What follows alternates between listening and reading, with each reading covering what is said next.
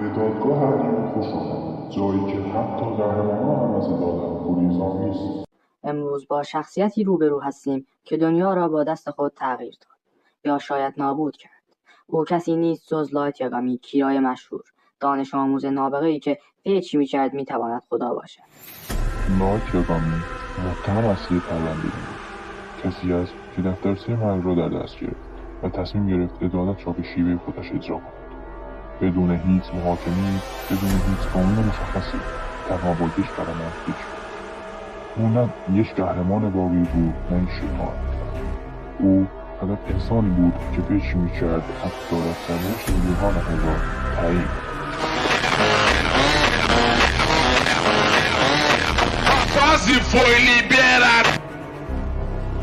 اولین اتهامی که او دارد قتل عمد در مجرات جهانی. لایت تنها با نوشتن نام افراد در دفترچه‌اش هزاران انسان بیگناه را از بین برد.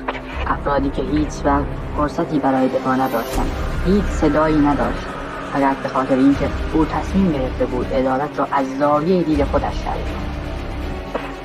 دومین اتهام او سوء استفاده از قدرتی بود که به دست آورده بود.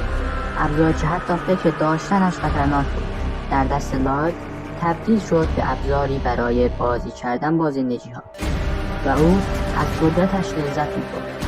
این یک اختلال خداگونه بود و دنیا بیخبر شاهد بود. سومین اتهام او قربانی کردن عزیزان و گروه‌های بیرحمانه بود. دیپ همبرگ، نزدیکترین شخص او، پدرش، حتی کسانی که کمترین تقصیری نداشتند، هیچ کدام نمیتوانستند از شیرا در امان باشند. او برای رسیدن به هدفش هیچ خط قرمزی نشناخت. حالا وقت شهادت شاهدهایی است که شاهد این ماجرا بودند.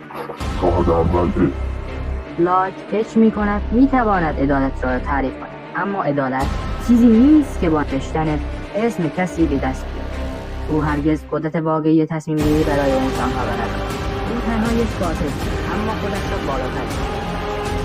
هر تصمیمی که می‌گرفت زندگی هزاران نفر را تغییر می‌داد، بدون اینکه حتی یک بار به آنها فکر کند. و این قضیه همان چیزی است که من را از او می‌برد. شاهد دوم نیست. لایت من می‌دانم که او تنها کسی بود که می‌توانست دنیا را به شکل متفاوتی برساند، اما روشش وحشتناک. او انسان‌های بیگناهی را قربانی، کسانی که هیچ وقت فرصت دفاع نداشتند، حتی کسانی که به او اعتماد کردند مثل من در مسیر اهدافش به خطر افتاد. و با این حال نمی‌توانم انکار کنم که دنیا برای لحظه‌ای حساس است. اما به چه یک دفاعیه لایت می‌گوید: من خدای دنیای جدیدم. من عدالت را اجرا می‌کنم. هر کسی که مانع من می‌شود خواهد مرد. دنیا به قوانین من نیاز دارد و تنها من می‌توانم آن را هدایت کنم. من نمی‌خواهم یک قاتل ساده باشم. من می‌خواهم خدا باشم. و اگر کسی با من مخالف باشد، تنها خودش مسئول سرنوشتش است. حال زمان این است که رأی نهایی دادگاه را اعلام کنیم. لایت یاگامی نه یک قهرمان است، نه یک شیطان مطلق. اما لحظه‌ای که خودش را بالاتر از انسان‌ها دید، عدالت مرد و پیران تبدیل شد. دادگاه او را گناهکار می‌داند، نه به خاطر آرزوی داشتن دنیای بهتر، بلکه به خاطر اینکه فکر می‌کرد تنها خودش حق داشت تصمیم بگیرد.